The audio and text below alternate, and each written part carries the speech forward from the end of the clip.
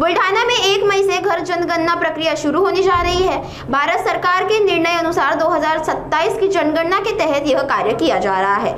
1 से 15 मई 2026 तक स्वगणना और 16 मई से 14 जून तक घर घर जाकर गणना की जाएगी।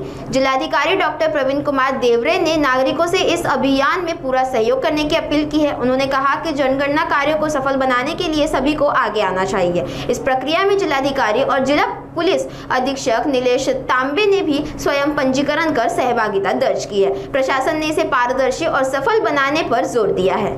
नमस्कार, मी डॉक्टर प्रवीण कुमार देवरे, जिल्हाधिकारी बुलढाणा। आपल्याला सगळ्यांना ज्ञात आहे की आपली जनगणना चालू आहे। ही 16वी जनगणना आहे आणि यामध्ये आपल्याला दिनांक 1 पासून 16 तारखेपर्यंत स्वजनगणना करायची आहे। आत्ताच आपण बघितलं की मी स्वजनगणना केली। मला साधारणतः 40 ते 50 सेकंद संपूर्ण डाटा फीड करायला लागला। आपण सर्व जिल्हाधिकारी जिल्ह्याचे नागरिकांना विनंती आहे की आपण सुद्धा आपली स्वजनगणना करावी, जेणेकरून आपल्याकडे जेव्हा स्वगणनेसाठी आमचे कर्मचारी अधिकारी येतील त्यावेळेला त्यांना ही माहिती जी आहे ती ऑटोमॅटिक उपलब्ध होईल आणि त्यातून त्यांचं काम सोपं होईल। नमस्कार, मी नीलेश तांबे, जिल्हा पोलीस अधीक्षक बुलढाणा जिल्हा। आज मी आपल्यासोबत एक अत्यंत महत्त्वाच्या विषयावरती संवाद साधत आहे। आपल्या बुलढाणा जिल्ह्यातील बंधू भगिनींनो, तरुण मित्रांनो, माझे सर्व पोलीस अधिकारीगण आणि अंमलदारगण आणि पत्रकार बांधव, आपल्या सर्वांना सस्ते नमस्कार।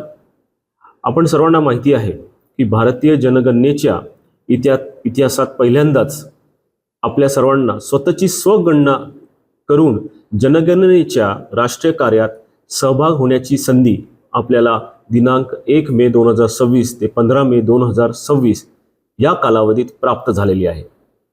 स्वगणना म्हणजे तुमची स्वगणना, तुमचा विकास।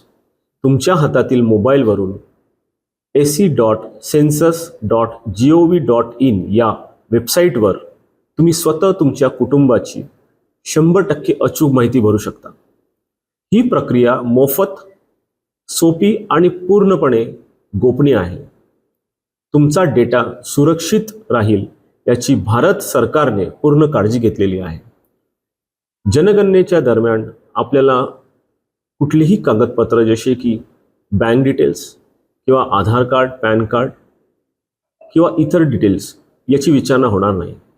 तर निश्चिंतपणे आपला सहभाग नोंदवावा। तर तेव्हा चला आपण सर्वजण एकजुटीने या जनगणनेमध्ये सहभागी होऊया। जय हिंद, जय महाराष्ट्र। धन्यवाद।